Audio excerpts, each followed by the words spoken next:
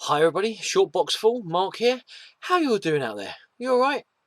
Everyone okay? Yeah? Having a good day? Yeah? Awesome. That's what I like. Should we go straight into the comics?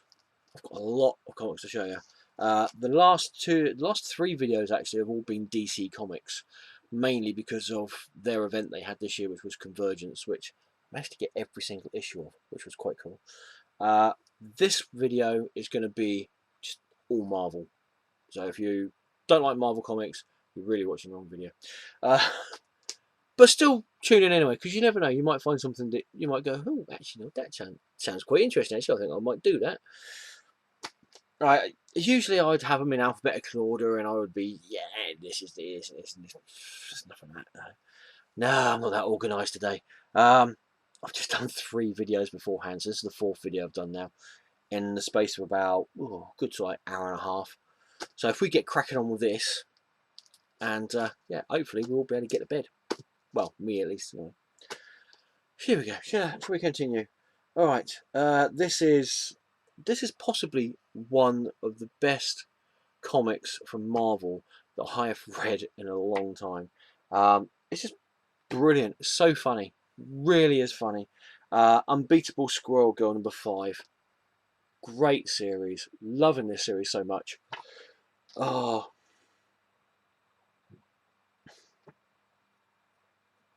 Squirrel Girl and Captain America. Captain America with a fish-headed woman. Awesome, awesome. This is Uncanny Avengers #3, but this is the Women of Marvel variant cover for this. This is the ones that Marvel did a few months ago, which highlighted the female artists in Marvel at this moment in time. This one is was it just comic book industry at that time? I think it was comic book industry on a whole, wasn't it? Anyway, this is the Amanda Connor cover with Scarlet Witch and Silver Surfer on Silver Surfer.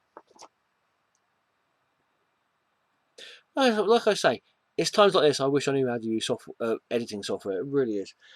Quicksilver and the Scarlet Witch. There you go. Great, really cool cover from Amanda Connor there. Really enjoying that. Um, I'm not really getting anything from Marvel's Secret Wars. Really not. Really not. Uh, uh, there's a few mini-series that I'm getting. I'm not getting the main comic event. I have actually heard some pretty good stuff about it so far, but I'm just gonna I think forking out. I mean, it's a $5 comic, I believe. Every single issue of Secret Wars is a $5 comic, from what I understand. And I think that spending $5 on a comic, or in this country, is the equivalent of it's about £3, £4. I think wherever you go. Yeah, that's a bit steep as far as I'm concerned. So I'm going to see if I do get anything. If I do get anything seriously from Secret Wars, like the mini series, I'm going to see if I can get them cheap or cheaper than they are in the shops or on the internet at the moment. That said, I did pick up this one because I'll freely admit I do like these figurine covers, these action figure covers that they're doing. It's the Secret Wars issue 1, and it's the Spider-Man and his secret shield. There you go, that cover there. That is a pretty cool cover. You've got to admit that's a pretty cool cover. Um, yeah, I have been enjoying these. I really have been enjoying these covers. There's quite a few of them out there now. I don't know if I'm going to get all of them, because you've got the ones for Star Wars as well, which are pretty cool and all. But yeah, I'm enjoying those covers. Issue 37 of All New X-Men. There you go. That was I think that was in one of the grab bags from Forbidden Planet in Southampton. I think that's definitely a grab bag one. There we go. This one, Amazing Spider-Man #18, and this is the We Love New York variant cover. This is just I think this was basically just a little dig at DC Comics from leaving New York to go to California and nice sunny area and that. So this is sort of like Marvel's sort of like little, hey, DC might have left New York, but we're still here. We still love you, New York and Manhattan Island and that. So this is our love letter to you. So there you go.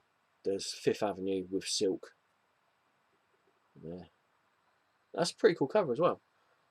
I really like that cover. It's very simplistic, but very beautiful as well. Something about it's very ethereal, really. There you go. That's pretty cool. Yeah. Do you remember I said about the figurine covers that I said I enjoyed? Well, this is the Deadpool Secret Wars issue 1. The figurine cover. Oh, I really enjoy this. I've never really been a big Deadpool fan, but I will say Cullen Bunn has done amazing stuff with Deadpool. Really, I've really enjoyed all of the miniseries that he's done with him. The Living Dead and Return of the Living Deadpool and Return of the Living Deadpool miniseries that they did. Great stuff. Really fantastic. Yeah, really enjoying this. Awesome stuff. I was disappointed with this comic. One, because of the cover, and two, because of the other cover. Because I thought this is Inferno #1, and if you saw this, if you saw the original cover, you'd know that you had underboobage. It's the only way you can say it, really, underboobage. Uh, but they covered the Goblin Queen up, um, which seems pointless because you put out on the internet and in previews and in every place on the planet you put on there the original cover, which has the Goblin. Is the Goblin Queen? It is the Goblin Queen, isn't it? Yeah. Yeah. You have her in her original costume with underboob poking out a little bit. Nothing too risque. Nothing that you wouldn't have really seen if she was wearing a V-neck low cut top sort of thing, but up the other way around. And then they cover her up at the very last minute. They go, oh, we might actually get some sad, lonely people, SJWs who have got nothing better to do with their lives, and instead of actually going out into the world and doing something decent and actually making a difference, complaining about stupid things like comic book covers. Um, so we better cover her up, and they did, which I think is pretty pathetic. But there you go. I'll get off my soapbox now. I'm just going to get one foot on it again because they had the Adi Granov cover as well to this. Cover B, the Adi Granov cover. Beautifully drawn Adi Granov cover of Magic from the Uncanny X-Men and Peter Rasputin's sister. Beautifully drawn cover. I would have loved to have got my hands on that cover. Only thing is, they made it a 1 in 25 cover, which meant that everybody and their dog was selling it for ridiculous prices. Really was. And I'm sorry, as much as I like a cover, I'm not going to spend that much money on a cover like that. I might see if next time when I go to LSCC next year, I might see if they've got it there. I mean, I know that they had the Adi Granov covers for things like Guardians of the Galaxy and Superior Spider-Man, and they were selling them for £5 each, where every other place was selling them for £20, £30, and you could actually get Adi Granov to sign them as well. So I think I might do that next year. I'll just go there and say, right, I want to get Inferno #1, the Adi Granov cover. Let's see if they've got any here and see see how much they're selling it for, and then get the guy to sign it. But yeah, there you go. Still a nice cover, but I think it's a little bit pathetic what Marvel did. But there you go. A little bit spineless, if you will. Inhumans, Atlan Rising #1, another Secret Wars tie-in book. Again, I'm not getting any Secret Wars tie-in books, but as such. And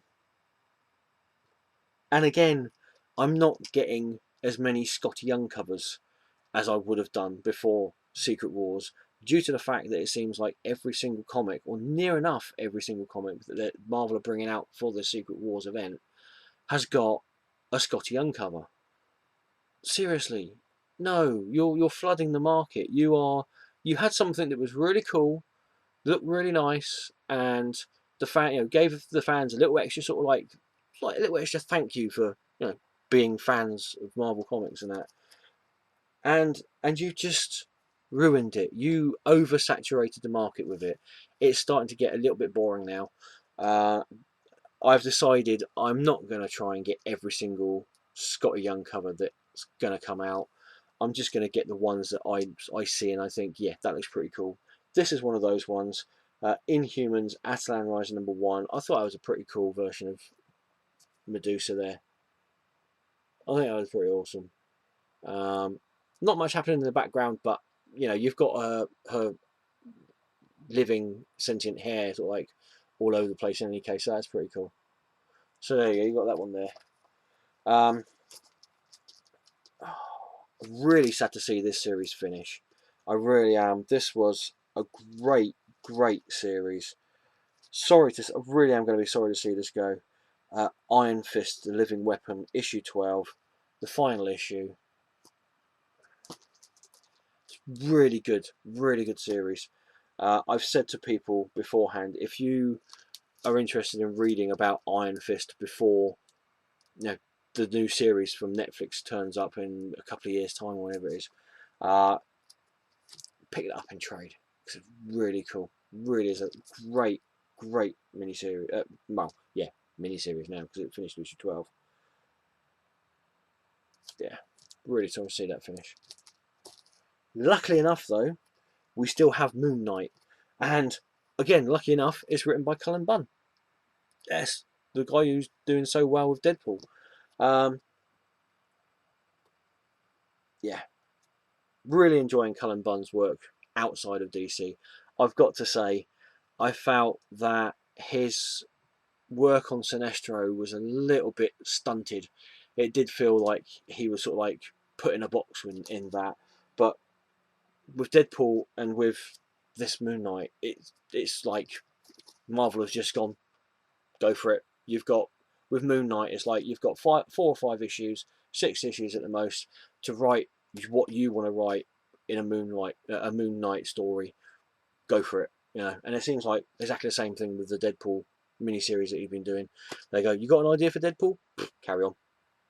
We'll just leave you to it. We might sort of like ask you to do certain things in it, but carry on. But yet with stuff with DC, and this is I think is more problem with DC at the moment, they're not letting their writers and creative team actually create. It does seem like at DC, they're like, this is what we want to do, this is where we're going, this is what you're going to do. Very blinkered, very not looking at the big picture. No, this is what was going to happen, and this is what you're going to do. Yeah, but anyway, Moon Knight, great, great, great series. I've loved all of these comics so far. Yeah, and this is just a continuation of great, great series. Another Secret Wars tie-in book. You do surprise me. Old Man Logan #1, and this is what I mean by I'm not getting every single Scotty Young variant cover that comes out, because there was a Scotty Young variant cover for this, and I was like, do you know what? No, I'm not going to do that. I'm just going to get the normal cover, which is just as cool. In fact, I think that's even cooler than Scotty Young cover. There you go. So there you go. That's it. And Secret Wars 29. No, sorry. Secret Wars. I'll try again. Secret Wars 2099 issue 1. There you go. In the obviously Spider-Man 2099 universe, but within Battle World and the Secret Wars event that's happening. There we go. And this is one of those variant covers that Marvel put out, which, yes, you actually do think to yourself, what, why, what, as it says on the cover, what the duck. You're sort of thinking to yourself, really? why are you doing that as a variant cover? This is Superior Iron Man, and this is the What the Duck, Howard the Duck variant cover. Uh, this I picked up from Forbidden Planet in Southampton. This was one of their half price comics that they had, and I saw it. I was like, hey, it's got She-Hulk on the front. Why not? So there you go. She-Hulk, I believe, at least at the very least, beating up Howard the Duck. There you go. So that's pretty cool. That's a pretty cool cover. I like that. This is issue 16 of the Marvel reprints of Miracle Man, and I've been meaning to pick all these up at some point in time. Again, it's one of those ones. It's just like a six. This is a $6 comic, so in this country, that's going to be ran about a fiver or thereabouts, £4 or £5 area, all according where you go, either on the internet or comic shop or whatever. So it's going to be around about £4 or £5 mark. I really do begrudge paying £4 or £5 for a comic, especially when it's a reprint comic. Yes. Oh, okay. It's got some nice stuff in the back. It's got sketches and bits and pieces of the original artist and creative team and everything. But seriously, does that warrant this being charged £6 for this? It's a good story. Don't get me wrong. It's a good comic, but I just don't think. I don't think any comic really, unless you get into like a trade paperback. I honestly don't think any comic is worth £6. Which is why I didn't pay £6 for this. This was in the grab bags in Forbidden Planet, and it cost me 50p. So, so there you go. Oh dear. Right, this one. This is actually a back issue of sorts. This is actually I suppose you could say official back issue because this is older than a few months. Um, and I read this digitally when it first came out, and I was like, yeah, that's a pretty cool story actually. Chris Claremont, uh, Milo Manara artwork in that, really beautiful artwork, great story. Really good X-Men storyteller, Chris Claremont. Um, and I was like, yeah, I'm gonna have to pick that up at some point. I'm gonna have to pick that up at some point. And well, I'll show you the cover. It's X Women #1, and I was like, yeah, I'm gonna pick that comic up. I'm not gonna go crazy and just jump out there and get it. I'll wait for a bit. When I've got a bit of extra cash, I'll pick it up. It's not doing too bad on eBay and everything like that. I can pick it up quite easily. And then you had all that whole hoo-ha and harumph and toys thrown out of their prams and nappy wetting and that from people over the Spider-Woman Manara variant cover. And this thing shot up in price.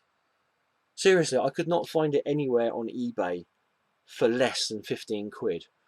And I was like, really? All because of basically a bunch of knuckle draggers, who've, like I said before, have nothing better to do and can't actually go out into the real world and make a difference in the real world. So they have to sort of like hide behind their keyboards and go, you can't do this. They, because of a bunch of slack-jawed, low-browed knuckle draggers, sort of like complained about the artist in question's cover of Spider-Woman. This thing shot up in price tenfold, you know, um, and it's only just recently gone down in price. I managed to pick this up for £4, which is about the price I would have probably paid if I got it from Forbidden Planet in Southampton. So that's not too bad. But yeah, like I said, really beautiful artwork inside. Milo Manara's artwork is beautiful. It really is. And he originally drew comics for adult entertainment. His original works of pieces of work were for, let's not be around the bush, pornographic comic books. You know, um, but he's tried to break out in mainstream comics. Really is a beautiful. If you can get hold of this and you haven't got it, really is worth picking up purely for his artwork in this. Really is a beautiful comic. But yeah, I finally got it for a decent price as well.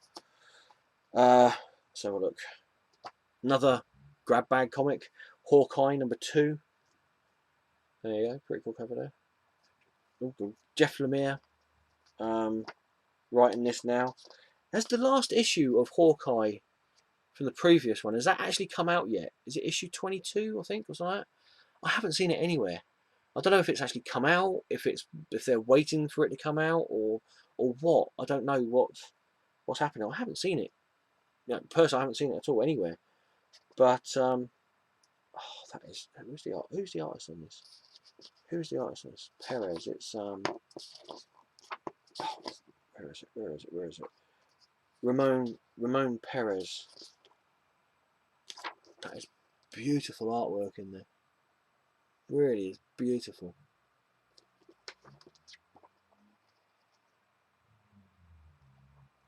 Is it Ramon Perez? Yeah, Ramon Perez. Yeah, really cool. Really cool.